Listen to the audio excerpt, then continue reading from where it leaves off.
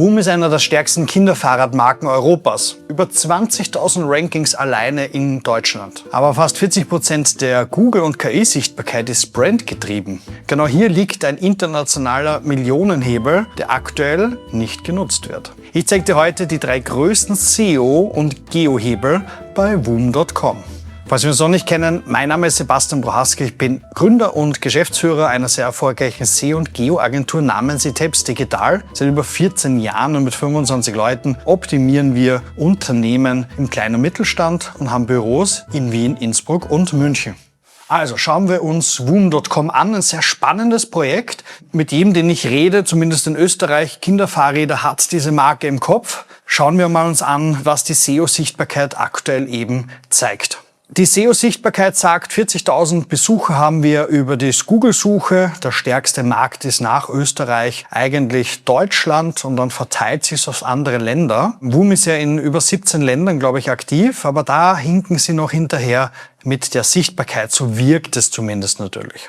Hier schaut auch diese Kurve ganz gut aus, aber die ist eben immer ein bisschen trügerisch. KI-Sichtbarkeit ist grundlegend auch vorhanden, das heißt unter 290 Prompts wird WOOM scheinbar gefunden. Okay, wenn wir uns die Rankings anschauen und das Keyword WOOM entfernen, weil SEO beschäftigt sich ja damit, gefunden zu werden von Personen, die ja WOOM jetzt gerade nicht im Kopf haben. Dann haben wir so Rankings wie Kinderfahrrad, suchen 2.500 Leute im Monat. Sicher so ein Prestige-Ranking, das sein muss. Das wirkt auf Platz 1 gut, aber da sage ich gleich noch was dazu. E-Bike-Kinder, man sieht hier immer die Position eben in Österreich gerade und hier das Suchvolumen. Geht man dann nach Deutschland, dann ist es natürlich noch einmal, genau, Kinderfahrrad. 28.000 Leute deutschlandweit suchen danach. WOOM ist derzeit auf Platz 7 mit der Startseite, nämlich der Deutschland, also deutsche Sprache Österreich. In Deutschland kommen wir nachher noch. Schauen wir uns nochmal das Kinderfahrrad-Ranking in Österreich an. Der trackt mir quasi jede Woche, auf welcher Position wir sind. Und wir sind nicht immer auf Platz 1, sogar fast nie, sondern wir sind immer so zwischen Platz 4, Platz 6, Platz 1. Und man sieht auch schön, dass die Startseite quasi kombiniert mit dieser Unterseite immer wieder Probleme miteinander haben. Aus meiner Sicht gehört das auf jeden Fall stabilisiert, dass die wichtigsten Rankings in Deutschland und in Österreich, und ich nehme an, dass Kinderfahrrad eines davon ist, ein sehr, sehr wichtiges Prestige-Ranking ist. Kommen damit hunderte Kunden? Vielleicht, aber es ist halt die Assoziation zur Marke, für was die Marke aus meiner Sicht steht. Also, da haben wir auf jeden Fall Potenzial. Sonst natürlich ist immer zu sehen, hey, wo sind wir gerade nicht Platz 1 bis 3? Dann müssen wir hier noch was tun. Und da sehen wir eben natürlich viel Potenzial. Kinderfahrrad 20 Zoll, 16 Zoll und so weiter. Da müssen wir einfach weiter hinauf.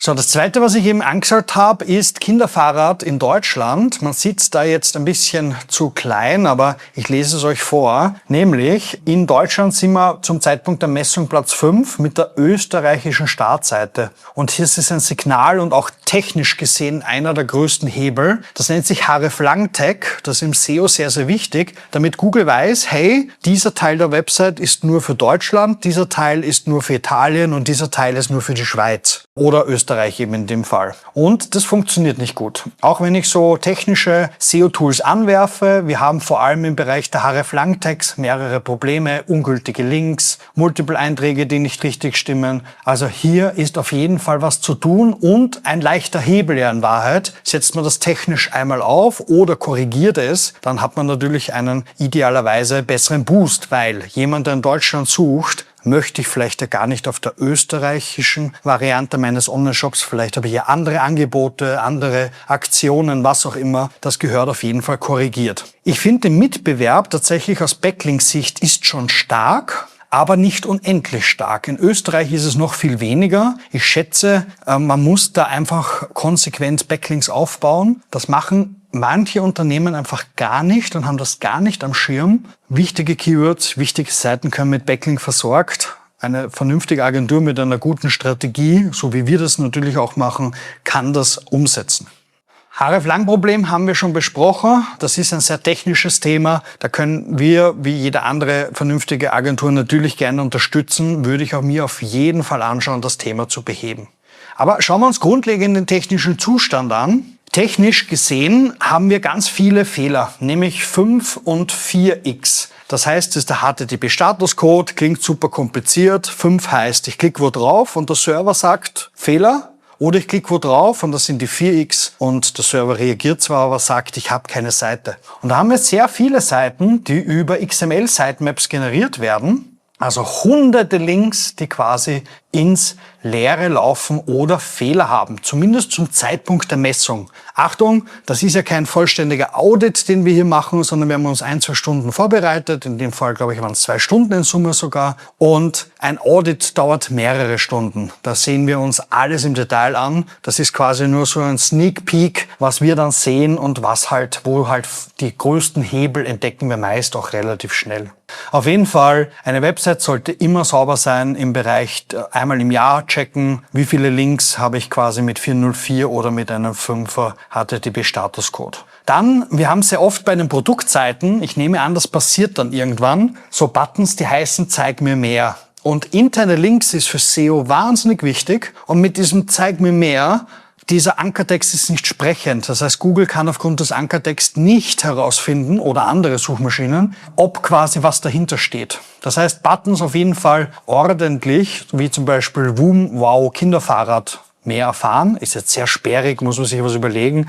Da ist man, glaube ich, dann sehr, sehr schnell. Kann man sich da schnell einfach was finden, das dann zu einem passt. Ich gehe nicht in jede Kategorie rein, absichtlich. Manche sind wichtiger, manche weniger wichtig. Für mich ist das ein sehr großes Thema. Und zwar gibt es ganz viele Seiten, die früher ein Ranking hatten oder sogar in dem Fall 21 Top 10 Rankings, die heute nicht mehr aufrufbar sind. Riesenthema. Ich verstehe das schon, dass im großen Geschäft man hier natürlich, wie soll ich sagen, das passiert. Woom auch macht grundsätzlich das SEO-Team oder die Agentur einen okay Job. Also das ist schon gut, aber da geht halt weitaus mehr. Also und sowas gehört schon gemonitort, geswitcht. Also wenn quasi URLs verloren gehen, die vorher Rankings hatten, das muss einem eigentlich schon auffallen.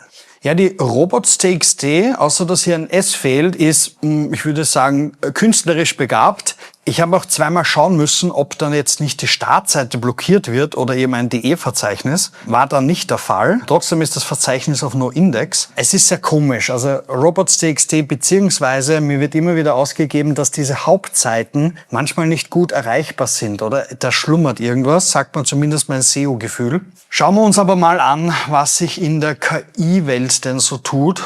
Und zwar, wir haben einfach ein paar Prompts ausprobiert. In dem Fall RankScale AI haben wir uns einfach 2-3 Prompts rausgesucht, wo wir glauben, dass das sehr, sehr wichtig ist, gefunden zu werden. Zum Beispiel, ab welchem Alter sollte man ein 16 Zoll Kinderfahrrad kaufen. Das ist in Deutschland in ChatGPT und AI Overview, wird bei 3-maligen Lauf, also wir haben es mehrere Tage probiert, Woom niemals erwähnt als Marke. Das ist Deutschland. Oder welches Kinderfahrrad kriegt man unter 300 €? Ich weiß, Woom ist vielleicht gar nicht jetzt in diesem Preissegment. Dann ist das auch okay. Dann ist diese Prompt quasi unwichtig. Dann sagen wir halt was anderes. Beste Kinderfahrrad 2026. Dann ist immer die Frage, bin ich denn da oder nicht? Und mein Appell oder meine Empfehlung ist, also egal ob du bei Woom arbeitest oder woanders, sich jetzt zu überlegen, welche Prompts sind für dich wichtig, was ist sehr nahe in einer potenziellen Kaufentscheidung, in dem Fall bei einem Online-Shop oder Produkt. Das sind so Dinge wie Bestes in der Kategorie, mit dem Jahr, beste Online-Shop, um das zu kaufen und so weiter. Und das sehe ich immer wieder, dass jetzt bei Woom, bei vielen Versuchen, man Woom.com noch nicht gefunden wird. So. Und das ist natürlich, ich weiß jetzt nicht, Deutschland wird jetzt wahrscheinlich noch nicht komplett erschlossen sein. Und wir haben ja noch 16 andere Länder, wo ja die Sichtbarkeit noch geringer ist, hat man da einfach viele Chancen. Darum geht's jetzt. Es geht nicht darum, wen zu bashen, sondern zu sagen, hey, da ist eigentlich noch extrem viel Chance. Wenn man da im SEO und im Geo Vollgas gibt, schafft man da enorm viel. Das gehört nur quasi Energien, die schon investiert werden, in richtige Bahnen gelenkt.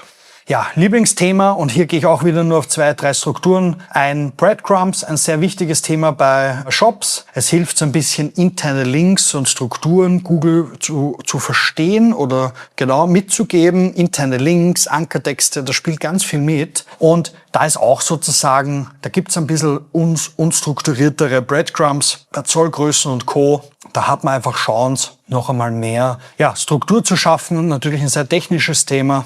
Hier ist ein super Tipp noch, für sich alleinstehend, FAQs einbauen und Markups nutzen. Also FAQs sind für KI-Suchmaschinen eine super Sache. Die Empfehlung ist tatsächlich auf Startseiten, auf Kategorieseiten, aber auch Produktseiten, dort wo man es halt qualitativ erstellen kann auch, weil es natürlich schon ein paar URLs, hier vernünftig FAQs aufzubauen. Woom hat sicher schon ein paar. Die Empfehlung ist aktuell tatsächlich klar auf jeder Seite, wenn möglich, FAQ einbauen und strukturierte Daten einfach dazu. Das sind diese unsichtbaren Daten dahinter, dass man quasi jeder Maschine eindeutig sagt, das ist Frage, das ist Antwort, here you go. Und natürlich ein paar Dutzende andere Sachen. Sicher sind manche Sachen Geschmackssache, manche entstehen auch einfach wirklich bei so einem großen Projekt. Natürlich auch völlig in Ordnung. Wir sehen viele Chancen, viel Potenzial. Auf der einen Seite, wenn du bei Woom arbeitest, natürlich herzlich willkommen, führ gerne mal mit uns ein Gespräch. Tut nicht weh, versprochen, wir sind ganz lieb. Wenn du natürlich vielleicht einen vergleichbaren Geschäftsmodell hast oder vielleicht sogar ein viel kleineres Geschäft,